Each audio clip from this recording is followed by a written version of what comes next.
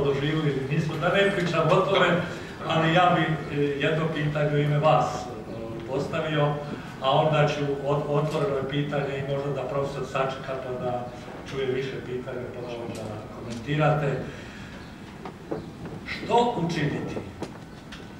Evo, ja ću reći, na Elektrotehničkom fakultetu ima sada 70-80 asistenata i novaka, ali ima svake godine izlazi još jedno barem 30-50, ono što kažete, što ste rekli, ljudi koji imaju sposobnost, samo ju treba, dakle, materializirati ili idealizirati kako hoćemo, što učiniti da mi odemo u svijet i da iz svijeta dođe još Davora Pauna i da tako kažem tih imena koja će biti neko drugo ime. Evo, samo u praktičnom smislu savjet, kako otići u svijet. Biću vrlo iskren.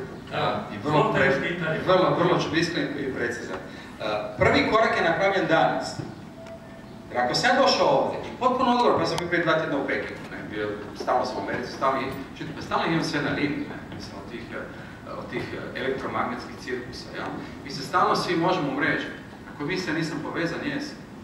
Imam sve računa, sve cirkuse sam stalno. Bilo ti sad mogu zvati Hong Kong, mogu zvati Washington, Pred tome, mi smo totalno umreženi. Nije problem to, problem je čovjek koreliran sa idejom, to smo danas razgovarali.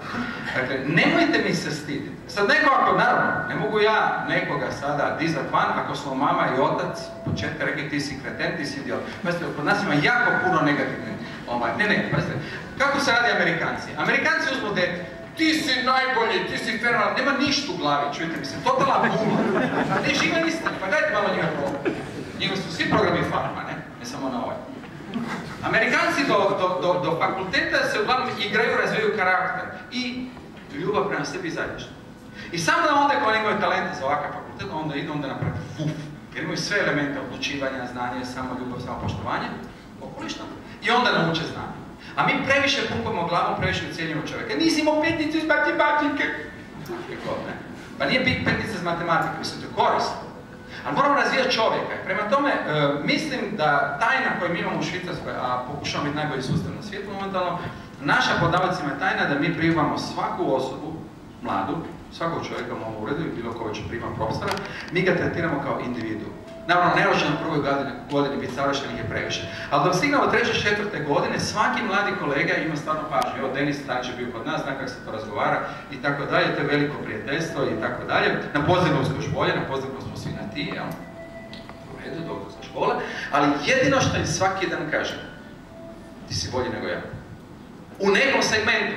Moj sin Marko je 20 godina. Kad je imao, ne znam, 13, sam mu rekao ti si još bolje nego ja. Kad je bio 15, sam mu rekao ti si bolje koristiš računalo nego ja. Kad je bio 17, sam mu rekao ti bolje govoriš engleski nego ja u tim godinama. Šta je to napravilo mom sinu? Nema natjecanja sa rođenim ocem. Jer shvaća da postoje segmenti gdje automatski još bolje nego ja ili barem ja u tim godinama. I tako se razvija ličnost i karakter. Ključ mog uspjeha, pod navodnicima, nije što sam ja inteligentniji, ima i drugi koji su puno radili. Ali poanta je bilo jednom trenutku kad sam napravio klik, a to se desilo kad mi je došao Leget koji sam pokazao, i kad me najveća faca koju sam pratio 30 godina kaže on meni, ti si to stvarno shvatio. Onda sam počeo razarati. Onda. Jer odjedno se desilo ono što mi nije naravno u bolševizmu sustav mogao dati, i u bolševizmu cijela bila igra su svi profesori rekli, ma ti moraš još više matematike, još više ovo. Stalno sam morao još nešto, još. Čak i pokojni otac, kojeg se rektorica Kalik može sjećati, to bi isto svi profesor i koji je rođen, moj pokojni otac Hrvoje, isto bio, sine nisi dovoljno dobar, ja sam 77 godine imao nervni slom prije diploma. Jer tati nisam bio dovoljno dobar. A 4 godine poslije sam predao na Harvard. Čekajte, moj tata nije bio lagan, a? A je, prezahtjevni smo, ali na krivi način. Ne! Ja kažem da ste vi briljantni, ali svaki na svoj način.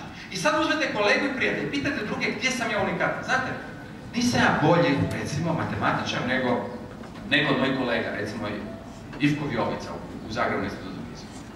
Kao studentskog prizvanja, on je bio bolji matematičar. I danas možda radi bolje analizu problema. Ali kad se uzme to, brzina socijalno-kreativna inteligencija plus komunikacija, plus da sam ja prošao sve, ja sam ko nogometaš koji je igrao i Manchester United, i u Barceloni, i u Bayernu, i Cosmos New York, i ne znam ti za Koreju. To je to. Preto gdje sam ja unikat. Učio fiziku do kraja, što ste vidjeli, napravio kvantne fenomene supravodljive i radio protiv struje, svud po planetu se prošmajkao, svi me znaju, sa svima i dalje radim, ali sam Hrvat odavde. Tu sam. I čeg biste morali stiditi? Totalno univerzalan, pošten. Da sam uvijek u pravu? Nisam. Nisam uvijek u pravu. Sigurno imam neke znanstvenih pogrešaka i sigurno neka ne vidim do kraja. Ali se ne stidim sebe, ne stidim se svoje majke, svoga grada, svog djetinjstva, sebe se ne stidim. A nijedan među vama ne može mi reći da nije unikatan, je. Onda razvijete tu unikatnost. To se zove spektralna funkcija, dakle, raspored talenta. Možete čak napraviti mapu svaki za sebe. Evo kako se radi mapa, da mu u realnom vremenu pokažem, dragi gospodine dekan, možete raditi svaku svoju. Ja kad angažiram mlade ljude, evo šta napravim s njima. Oni mi kažu, ne ja. Imate ovdje raspodjelu 100, ovdje 0, tu je 50. I pitam mladu damu ili mladog gospodina da mi kaže kako on sebe vidi. Evo, filozofija, fizika, matematika, kemija, biologija, inženjering, jezici, komunikacija, menadžment, napravite sve što vam prođe kroz glavu. Nek se da ocjenu. Ja u filozofiji sam dosta dobar, u fizici dosta dobar, moguće vrlo visoko. U matematici nisam ono briljantan, ali dovoljno dobar, mislim, u odnosu na briljantne matematičar. Šta je kemija, to je dovoljno dobar, ne previše. Biologija niži, je kriva biologija, ne ja, dobro. Idemo dalje. Inženjering, tu sam isto slabiji. Komunikacija, izvanredno, govorim jezik i tako dalje. Ludnice, menadžment, jako dobro razvoj. Vidite moju krivu. Mislim, ovu krivu možete napraviti dalje. Tako napravim svako. Svakom mladom koji dođe k meni napravim njegu krivu, dakle, mogu napraviti više dimenzije. I točno vidite, kao što vidite, profil, znate ono u govoru, vidite profil čovjeka, karakter kako on se percipira. Pa naravno sam se percipirao briljantan za fiziku, zašto? Kad sam došao iz Osijeka u 5. gimnaziju u Zagrebu, prvi sat matematike, ulazi razrednica Marija Kovačić. Ja sjedim u zadnjem redu, znate, ja sam došao iz Osijeka, znate, onako sa Drave, a sve djeca šminkeri se pa kućaka, ne? Pita Marija Kovačić, razrednica, kaže, tko je Davor Pavuna? A ja onak stigao iz zadnjeg reda, dolazim na ploču, kaže, evo ti zadačić. Čuti zašto ona mene pita, mamu, poslije mama bila na sastanku, kaže, zašto on? Imao sam, dame i gospodo, 100% iz matematike. Ste morali polagati prijemni ispit. Ja došao iz provincije, bojao se, htio sam svirat gitaru i sam svirao Beatles u to vrijeme. Kaže, mama, prođem u gimnaziju, još mi kupi gitaru, kaže, hoću. I ja radim karijer na pumpu matematiku do maksimuma, 100% imam. Ali onda mi se desi drugi fenomen. Onda sam imao samopouzdanje da mogu raditi matematiku, jeste vidjeli? I onda sam došao na matematiku i fiziku postao, da su bili dobri profesori. Dakle, vidite kako je to važan taj feedback loop, dakle to kako sami se percipirate. Ja sviram gitaru i dalje, kao hobi. Ali matematiku što smo 100% na ulasku u 5. gimnaziju u Zagrebu je dalo tako samosvojstvo da sam bio siguran da ima podrške mogu napraviti 100%.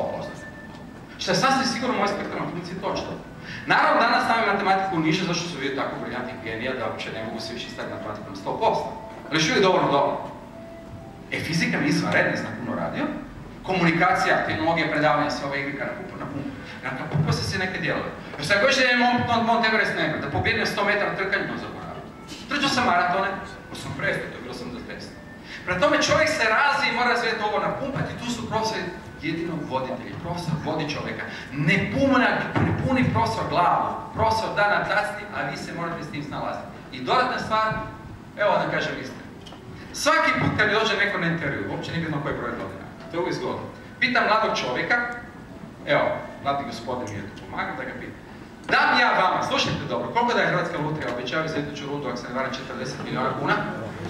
Gledajte to luku. Ja vam dam, znate koliko? Slušajte me dobro cijelo.